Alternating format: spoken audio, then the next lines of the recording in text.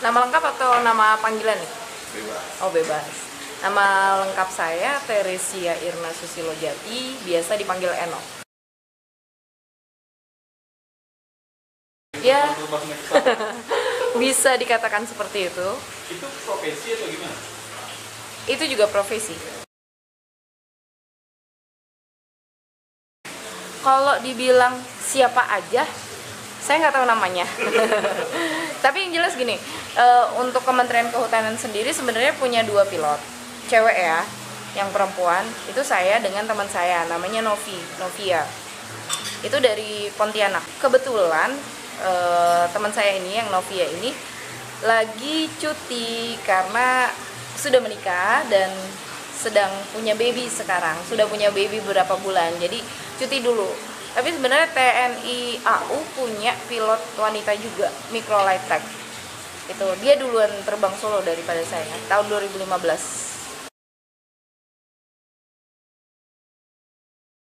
Kalau ngapain di atas, jalan-jalan, oh enggak.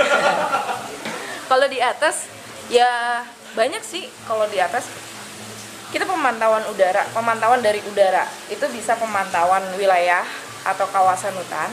Terus yang kedua ya, pemantauan misalnya tangga bencana misalnya ada kebakaran hutan atau ada bencana lain misalnya banjir atau apa, kita bisa segera menginformasikan ke badan-badan terkait seperti itu. Tapi yang jelas tugas pokok dan fungsi dari Kementerian Kehutanan sendiri sebenarnya untuk pemotretan udara, pengganti dari citra satelit resolusi tinggi seperti itu. Karena hasil foto yang dihasilkan dari pemotretan udara melalui microlight track ini, itu kalau perbesarannya secara digital itu mencapai 0,08 cm. Jadi jelas banget. Ya, itu sangat bagus sekali dibandingkan dengan citra yang harganya ratusan juta rupiah. Dengan microlight track ini kita bisa memangkas anggaran-anggaran yang untuk misalnya satu peta itu harganya ratusan juta, dengan track ini lebih murah gitu, lebih murah, sangat murah kayak gitu sih. Dan yang jelas petanya lebih up to date dibandingkan dengan citra. Sesuatu saat kamu naik pesawat itu ada safety-nya nggak? Safety-nya gimana? Safety-nya, safety diri sendiri sih nggak ada. Kalau safety pesawat banyak. Jadi ada yang namanya parasut balistik, itu untuk mengurangi kecepatan pesawat itu. Jadi kayak semacam parasut lah, parasut orang mau terjun payung, nah kayak gitu. Terus yang kedua, pesawat ini aman. Ketika engine trouble, terus pesawat mesinnya mati, itu pesawat ini masih bisa melayang-melayang di udara. Nggak kayak pesawat-pesawat yang burung besi, yang fixed wing. Ini kenapa microlight track ini dia flexible wing ya. Jadi kayak layang-layang, ketika mesin mati dia masih tetap melayang, kayak layangan lah kayak gitu. Beda dengan yang fixed wing, ketika dia engine trouble, engine-nya mati, langsung gitu kan. Nah kalau ini enggak, masih bisa melayang. Dan kita bisa mendarat di mana aja, bisa di air, bisa di daratan. Itu tergantung dari kesigapan si pilotnya juga sih gitu. Jadi kalau misalnya trouble nih, jadi masih bisa milih untuk landing di mana, darat di mana? Masih bisa milih. Itu tergantung dari keputusan sang pilot. Pernah nggak kamu begitu landing itu Pak, awalnya cuaca cerah, tiba-tiba di atas mendung dan menggeletar? Mendung dan menggeletar. Jadi pernah sih kalau kayak gitu. Mungkin kalau mendung menggeletar, oke, kita masih bisa orientasi medan ya, orientasi medan. Kebetulan kan pesawatnya kita itu nggak pakai instrumen, lebih ke visual. Jadi kita harus melihat ke sekeliling juga kan kondisinya, cuacanya kayak gimana seperti itu. Kebanyakan sih lebih ke angin dan perubahan arah angin ketika mau landing. Itu tiba-tiba yang tadinya nyantai-nyantai aja, terus tiba-tiba kedorong angin, itu pernah. Itu tahun 2016 di bulan Desember. Itu kebetulan terbangnya di sini di Tanjung Pinang. Jadi ketika udah mau landing nih, tadinya pas latihan oke, bisa landing. Giliran sudah landing, itu ban udah touch itu udah menyentuh aspal. Itu pas udah jadi ini runway ya, ini ceritanya runway. Terus ini pesawat. Jadi ketika sudah skimming itu apa ya? Skimming itu udah sejajar dengan aspal seperti itu. Ini nih sudah siap-siap mau mendarat kan, berarti ini ban sebelah kiri itu sudah menyentuh aspal. Tiba-tiba kedorong angin dari sebelah kiri saya. Set, terbang langsung begitu dan miring. Itu yang panik, sumpah panik banget. Dan akhirnya saya memilih untuk go abort itu membatalkan pendaratan. Jadi saya terbang lagi dan saya mengulur waktu di atas. Itu sempat kepikiran yang aduh, landingnya nanti aja.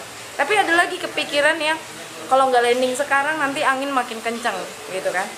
Nah di situ akhirnya sambil memikirkan gimana caranya, jadi saya prepare mental juga, prepare skill juga, prepare semuanya lah.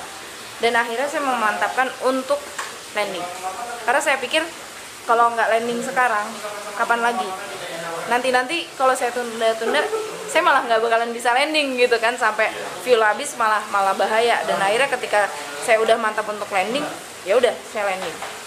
Dan akhirnya sampai sekarang di kondisi angin 18 knot ya. 18 knot itu udah termasuk kenceng. Maksudnya ya oke, ada yang sampai 24 knot. Tapi sekarang ini saya terbang di 18 knot, ya itu udah biasa jadinya. Gitu. Kebetulan microlight track ini di bawah naungan Federasi Aerosport Indonesia, di bawahnya federasi ini di bawahnya TNI AU. Itu dinaungi sama TNI AU juga. Jadi kalau untuk teman-teman yang mau belajar tentang microlight track itu bisa di Lido. Di Sulaiman juga ada, Lanut Sulaiman tuh di Bandung. Di Bogor di Atang Sanjaya juga ada. Tergantung maunya yang di mana gitu. Tapi untuk Kepri sendiri bisa untuk mendatangkan instrukturnya gitu. Yang penting punya pesawatnya. Ya. Pesawatnya murah sih, seharga mobil 400-an juta sampai 500 juta, tergantung spesifikasinya. 400 jutaan. Kalau dari setiap terbang itu berapa liter? Sekali terbang itu maksimumnya 70 liter. 70 liter Pertamax. Durasi berapa jam? Untuk 4 jam, 70 liter itu. Panjang, bisa bolak-balik Dabo, bolak-balik Jakarta Tanjung Pinang Jakarta. Pernah ke Dabo? Belum pernah, dan segera akan. Dalam waktu dekat ini Dabo, Natuna, Anambas, Karimun, pokoknya pulau-pulau di Kepri akan segera dijelajahi. Misalnya Batam lah ya, contohnya ya. Batam kan dia trafficnya sibuk ya. Susah kan? Nah, jadi alternatifnya kita di jalan raya. Serius. Dan saya sudah survei untuk di Batam take off landingnya di Pulau Rempang. Iya. Itu di situ. Jadi lapangan bola aja sebenarnya bisa buat take off landing, bisa. Yang penting kita koordinasinya, ya koordinasi dengan Airnav, ATC, terus pihak-pihak terkait. Misalnya di jalan raya berarti sama orang komunikasinya tuh dari itu apa? handy talkie.